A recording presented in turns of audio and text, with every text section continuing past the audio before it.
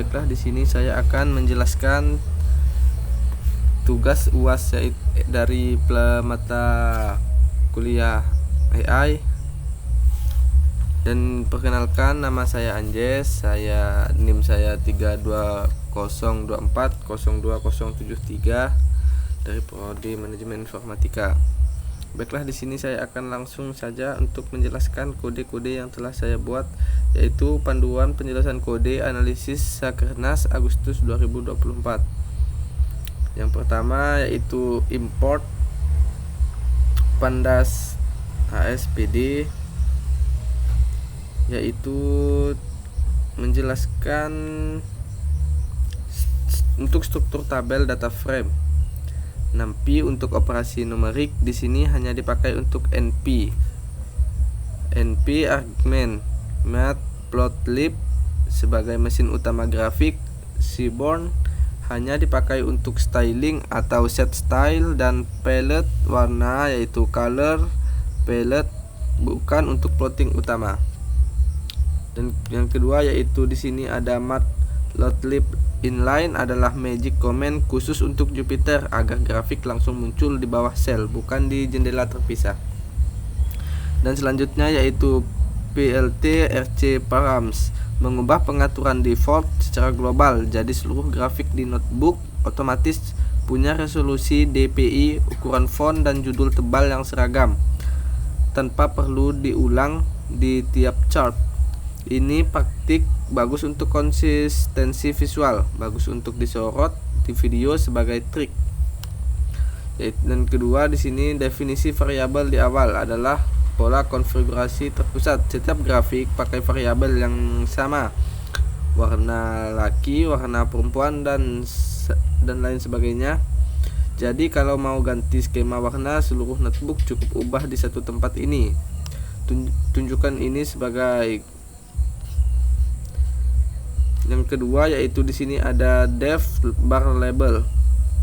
Dan yang kedua ini, fungsi ini dibuat supaya tidak perlu menulis kode ulang, chart atau label angka setiap kali. Ini konsep dry atau don't repeat yourself sangat bagus jadi bahan edukasi di sini. Yang pertama yaitu langsung kita jelaskan parameter AX sama dengan non. Non di sini yaitu kalau AX tidak diberikan fungsi membuat figur sendiri atau buat underscore figur sama dengan true. Kalau AX diberikan dipakai nanti di segmen TPT usia muda yang punya 3 subplot berdampingan. Fungsi akan menggambarkan ke akses yang sudah ada tanpa memanggil plt.show lagi. Ini pola umum agar satu fungsi bisa dipakai baik untuk grafik tunggal maupun sebagai bagian dari grid subplot. Dan ada juga horizontal sama dengan true, pakai bar horizontal lalu AX invert axis supaya nilai terbesar tampil di paling atas. Defaultnya matplotlib menaruh item pertama di bawah. Ini koreksi urutan visual. Dan terakhir ya ini ada loop for bar. File ini zip bars values menempelkan teks angka di ujung setiap barang. Bar titik get feed posisi horizontal untuk versi horizontal. Bar get height untuk versi vertikal. FMT format file memformat angka sesuai pola yang diberikan. Default 2 desimal. Dan yang terakhir di sini ada FMT 2H. FMT sama dengan C adalah parameter yang jarang dipakai tapi fleksibel, bisa diganti jadi format lain bila diganti. Dan di sini ada gender kartu wilayah, yaitu pertama ada Python def gender wilayah nasional laki-laki dan perempuan. Fungsi ini adalah kartu ringkasan standar yang dipakai berkali-kali di notebook. Axelin yang menandai angka nasional sebagai pembanding acuan atau baseline. Ini pola visual yang sangat efektif sekali dijelaskan. Dan kedua fix substyle menaruh judul besar di atas kedua subplot, sekaligus beda dengan setline title yang hanya untuk satu akses. Dan yang ketiga ada struktur. Poin yang perlu kita sampaikan di sini yaitu these items diubah jadi list lalu langsung dilempar ke PD data frame. Cara singkat mengubah dictionary jadi tabel 2 kolom, kategori dan nilai. Ini pola yang sangat sering dipakai di seluruh notebook. DF status, DF lapangan, DF jenis, dan semuanya pola ini dipakai. Dan yang kedua ada display adalah fungsi bawaan. Fungsi bawaan Jupyter bukan yang biasa yang merender data frame sebagai tabel HTML, tapi beda dengan print yang hanya menampilkan teks polos. Bagian paling penting secara substansi menghitung ulang TPAK, EPR, TPT dari angka populasi mentah. Dan yang ketiga TPAK tingkat partisipasi angka kerja, berapa persen penduduk usia kerja yang aktif di pasar. EPR employment to population ratio, berapa persen penduduk usia kerja yang benar-benar bekerja. Seterusnya ada TPT tingkat pengangguran terbuka, berapa persen dari angkatan kerja yang menganggur. Dan di sini ada angka-angkanya yang hasilnya.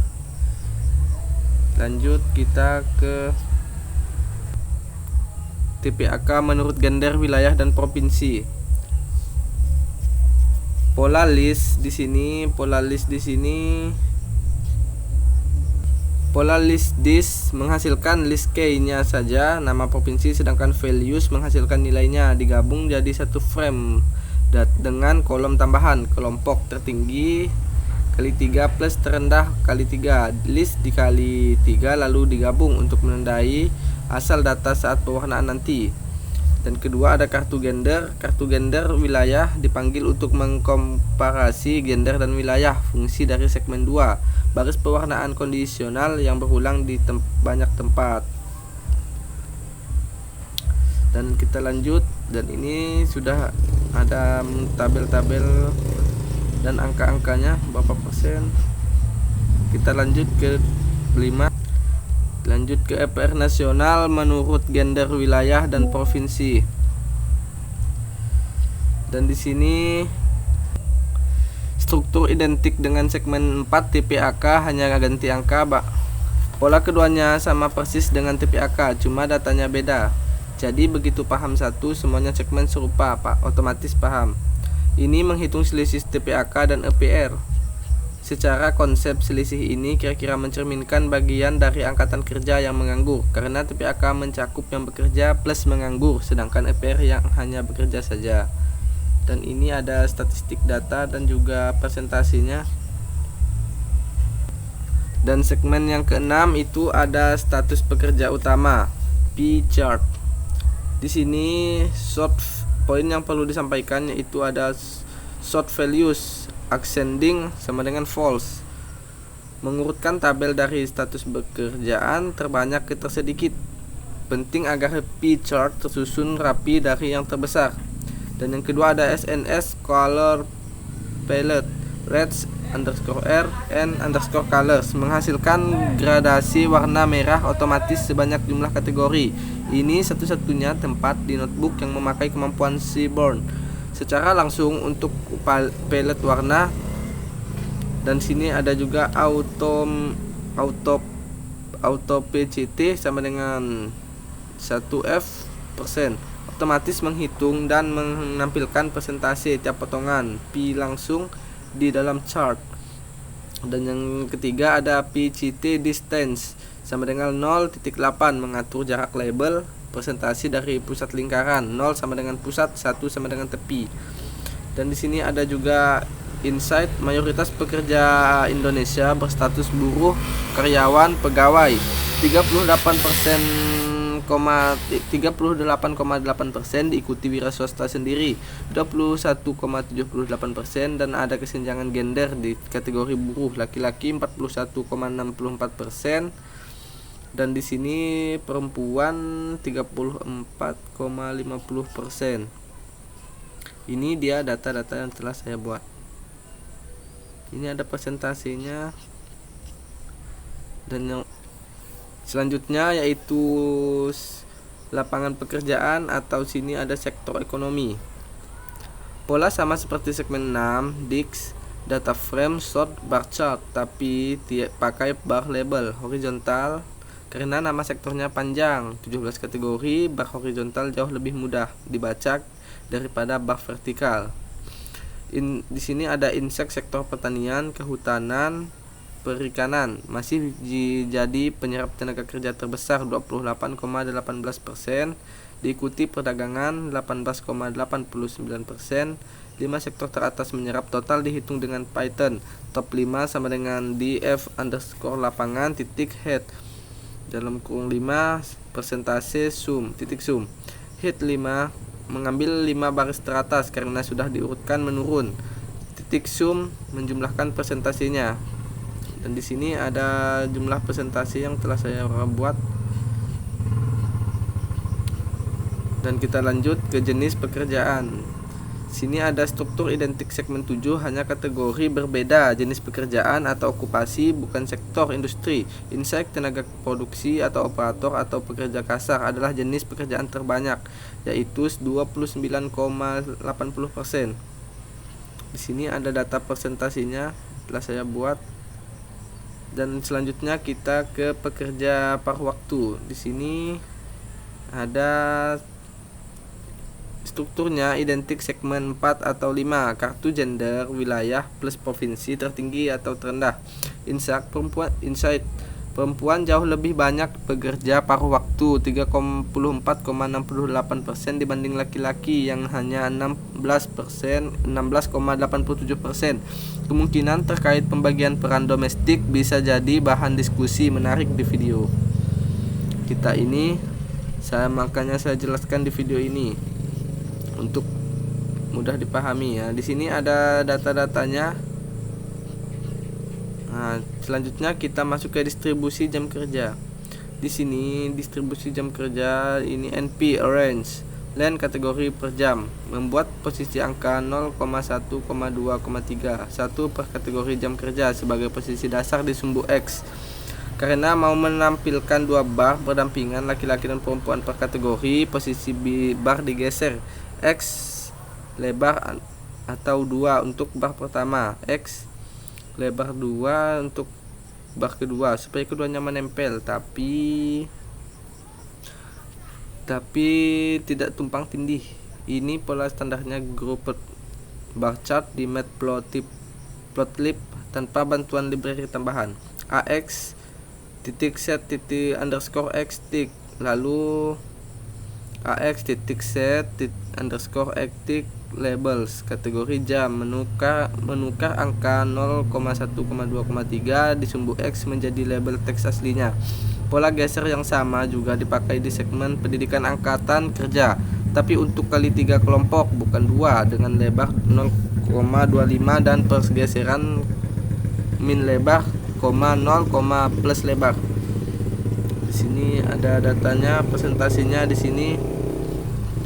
Dan selanjutnya kita akan masuk ke dalam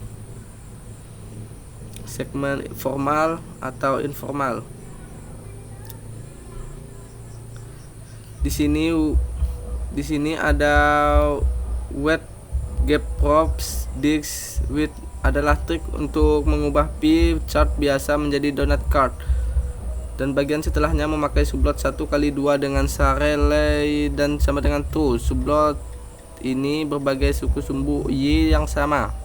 Dan insight 57,95% pekerja Indonesia masih bekerja di sektor informal, yang lebih dari separuh waktu. Ini dia donut chart-nya. Dan kita lanjut ke segmen 12, tingkat pengangguran terbuka.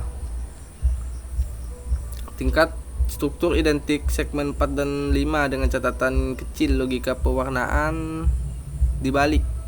Di sini tertinggi TPT tinggi sama dengan buruk dikasih warna utama merah, kebalikan dari pola di TPAK PR upah di mana tertinggi baik warna sekunder biru.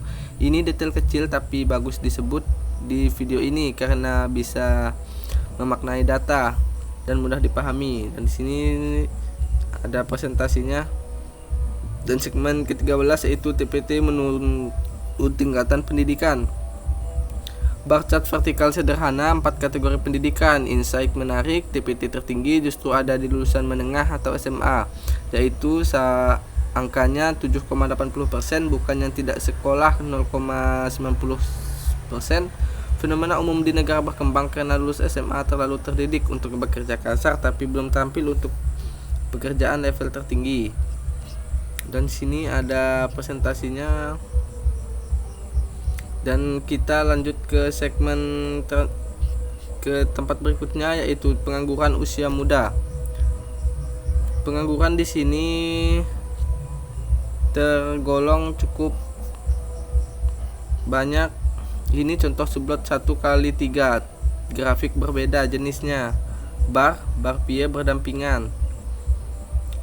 Judul panel pertama dibuat dinamis dengan F-string yang mengatur rasio secara langsung di dalam judul, TPT _umur _muda atau TPT _nasional. Ini ada di sini adalah insight yang sangat kuat untuk di TPT usia muda 15-24 adalah 17,32%, lebih dari 6 kali lipat TPT nasional 4,91%, dan kelompok usia muda ini menyumbang 2,64% dari total pengangguran nasional meski jumlah populasinya sangat sedikit. Dan ini ada sedikit, sini ada jumlah pengangguran, dan kita lanjut ke jumlah setengah pengangguran, ketidakaktifan pendidikan dan upah. Segmen ini mengulang pola yang sudah dijelaskan sebelumnya. Phil Baldwin mengarsir area di antara dua garis, memvisualisasikan besarnya kesenjangan gender. NP Argmin mencari indeks nilai terkecil dari dalam list, bukan nilainya langsung. Dan insight pola berbentuk U, ketidakaktifan tinggi di usia sangat muda atau sekolah. Dan sini ada presentasinya, yaitu sampai 15 tingkat ketidakaktifan sepanjang siklus kehidupan Agustus. Dan tingkat pendidikan di sini ada juga, kita lihat. Baiklah, sekian dari video saya akhiri dengan wabillahi taufiq wal hidayah. Assalamualaikum warahmatullahi wabarakatuh.